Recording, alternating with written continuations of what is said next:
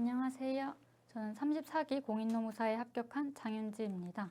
오늘은 저의 수험 시절 일정과 공부 방법, 그리고 멘탈 관리 방법에 대해서 소개해 보고자 합니다.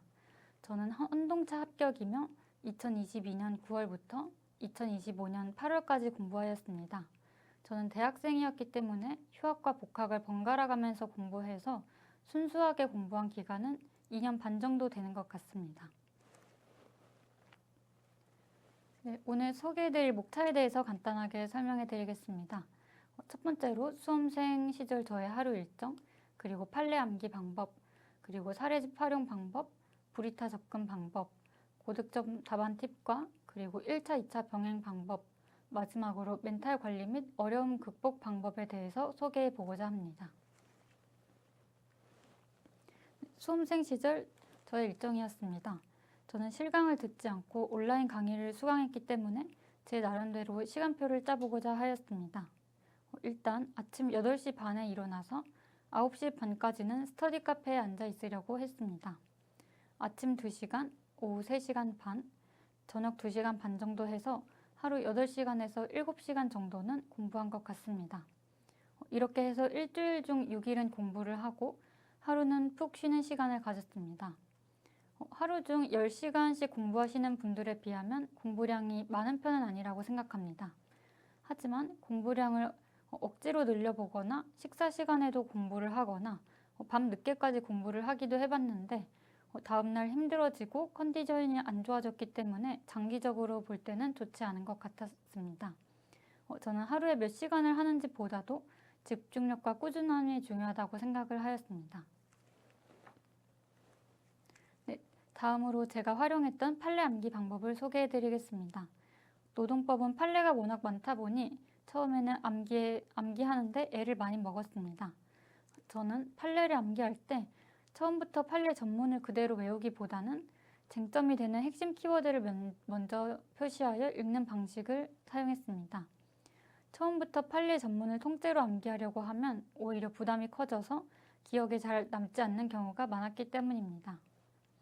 그래서 처음에는 판례마다 어떤 쟁점에 관한 판례인지, 결론이 어느 쪽으로 나왔고 또 근거는 무엇인지, 반드시 써야 하는 키워드는 무엇인지를 표시하기 시작했습니다. 이렇게 표시하다 보니 키워드에 점점 살을 붙이듯 문장을 조금씩 확장해 나가면서 오히려 판례에 대한 이해와 암기를 모두 잡을 수 있었던 것 같습니다.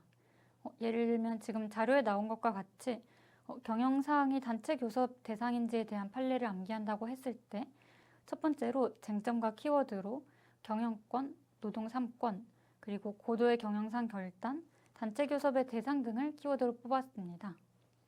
이렇게 암기를 하다 보면 판례들이 어느 정도 익숙해졌지만 아무리 해도 도저히 외워지지 않는 판례도 있었습니다. 그런 판례들은 두문자를 만들어 활용했습니다. 교재에 있는 두문자를 활용하기도 했고 저 스스로 두문자를 직접 따보기도 했습니다. 두문자를 많이 만들다 보면 나중에 두문자만 기억이 나고 내용이 기억나지 않는 경우도 있었기 때문에 무작정 두문자를 많이 만드는 것을 추천드리지는 않습니다만 이렇게 저처럼 아무리 많이 암기를 해도 외워지지 않는 판례가 한두 개 있다면 그런 경우에는 두문자를 활용하시는 것도 좋은 것 같습니다. 그리고 마지막으로 판례 암기에서 가장 중요한 건 현출이었습니다. 판례를 여러 번 읽다 보면 판례를 다 암기했다는 착각에 빠질 때가 있었는데 직접 현출을 하려고 하면 머릿속이 백지장이 되던 때가 많았습니다. 저는 현출을 최대한 많이 해보려고 했는데 손으로 일일이 쓰려고 하면 팔이 너무 아팠기 때문에 노트북으로 타이핑을 많이 쳤습니다. 암기한 판례는 타이핑해서 현출을 하고 교재의 판례와 비교해서 셀프 첨삭을 많이 해봤습니다.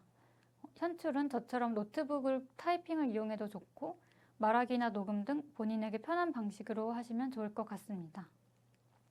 암기의 최종 목표는 판례를 똑같이 붙여넣기라고 생각을 하는 게 좋을 것 같습니다.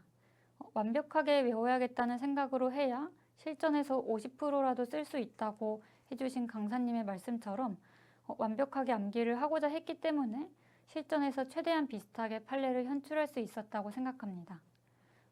처음부터 판례를 가볍게만 암기하겠다고 생각하면 정확한 현출이 어려워지기 때문에 최대한 비슷하게 똑같이 암기해야겠다는 생각으로 임하시면 좋을 것 같습니다.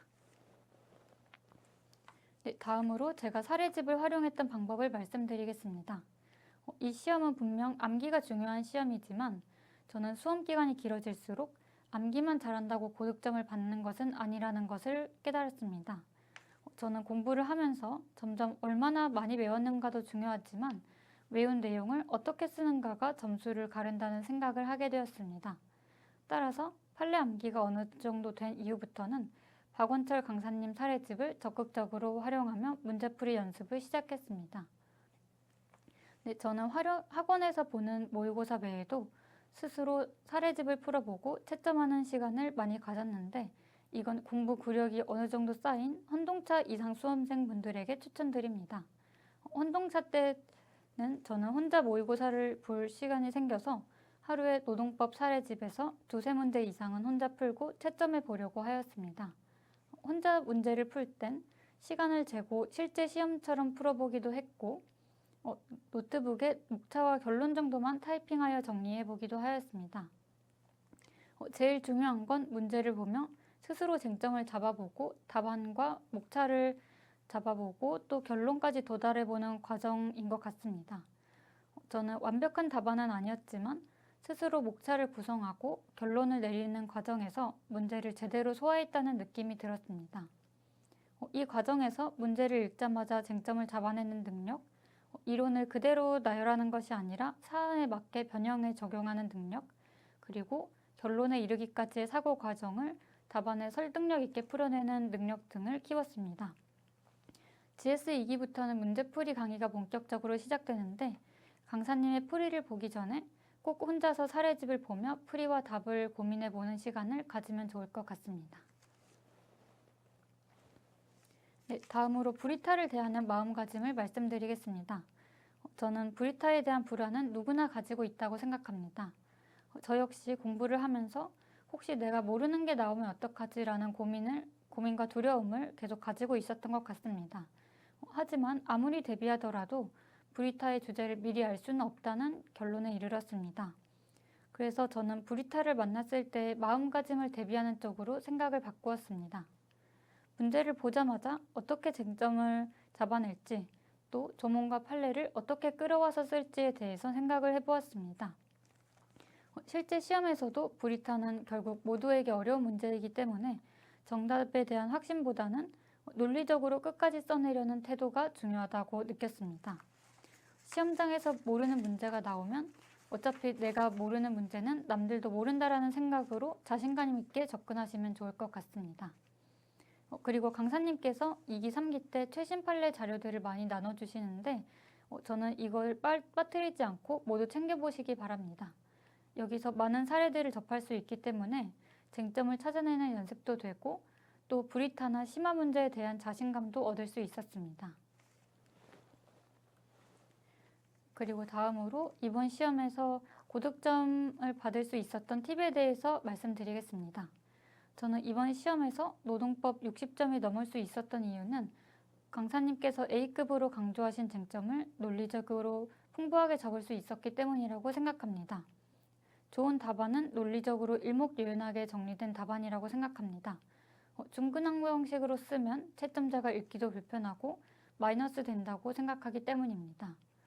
네, 예시로 제가 이번 노동법 1-2문에서 우선 재고용 중간 수입 공제 같은 경우 목차를 1번 우선 재고용 의무가 발생했는가, 2번 만약 발생한다면 소급 임금을 지급해야 하는가, 소급 임금액은 얼마인가, 그리고 3번 부당 해고 후 원직 복직 소급 임금 지급 시 중간 수입을 공제해야 하는지, 그리고 이 사례는 부당 해고 후 원직 복직 사례와 어떻게 다른지, 4번 이 사례에서 중간 수입을 공제해야 하는지, 마지막으로 5번으로 최종적으로 받는 소급 임금의 계산, 이런 식으로 세세하게 목차를 나누어 결론에 이르기까지의 과정을 보여주었습니다.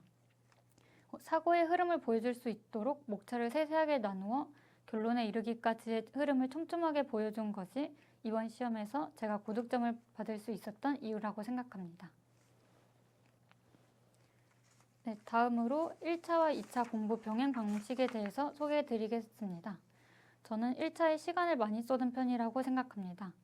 인터넷에 보면 1차는 한 달만 해도 가능하다, 3달만 해도 가능하다 이런 얘기가 많던데 저는 1차 난이도가 상승한 만큼 1차에도 보수적으로 시간을 잡아야 한다고 생각합니다.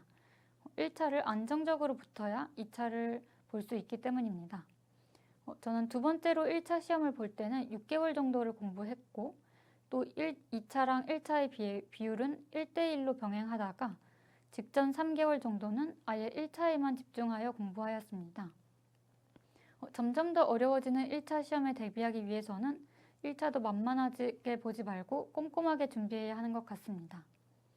저는 프라임 1차 노무사 종합반으로 개념과 문제풀이 강의를 들었는데 특히 박원철 강사님의 노동법 강의가 큰 도움이 되었습니다. 노동법에서는 부속법령의 비중이 점점 늘어나는 만큼 이 파트를 신경 써서 꼼꼼히 공부해야 했는데 박원철 강사님의 강의에서 이 부분을 세세하게 다뤄주시고 또 문제풀이에서도 다양한 문제로 훈련을 시켜주셔서 실제 시험에서도 긴장하지 않고 안정적인 점수를 받아낼 수 있었습니다. 네, 마지막으로 멘탈 관리 및 어려움 극복 방법에 대해서 소개하고자 합니다. 네, 이 시험은 단기간에 몰아서 끝낼 수 있는 시험이 아니라고 생각합니다. 정답은 꾸준함이라고 생각합니다. 옛날엔 매일매일 12시간씩 쉬지 않고 공부하는 게 꾸준함이라고 생각했었습니다. 근데 인터넷에서 이런 한 그림을 보게 되었습니다. 꾸준함이라는 건 매일 기복 없이 공부하는 것이 아니라 어떤 날에는 공부량이 조금 부족하고 또 어떤 날은 집중이 조금 안 되더라도 포기하지 않고 다음날 다시 나와 공부를 시작하는 것이라는 걸 알게 되었습니다. 수험 초반에는 무작정 공부 시간을 늘리는 데 집중했지만 시간이 지날수록 지치지 않고 꾸준히 하는 것이 중요하다는 것을 체감하였습니다. 저는 공부 외의 시간을 완전히 배제하기보다는 짧은 산책이나 가벼운 운동, 잠깐이라도 머리를 비울 수 있는 휴식 시간을 갖는 것이 좋다고 생각합니다. 저는 특히 집에만 머물러서 공부를 했을 때는 멘탈 소모가 훨씬 컸기 때문에 장소를 바꾸거나 잠시라도 밖에 나가는 것만으로도 공부 효율이 눈에 띄게 달라지는 것을 느낄 수 있었습니다.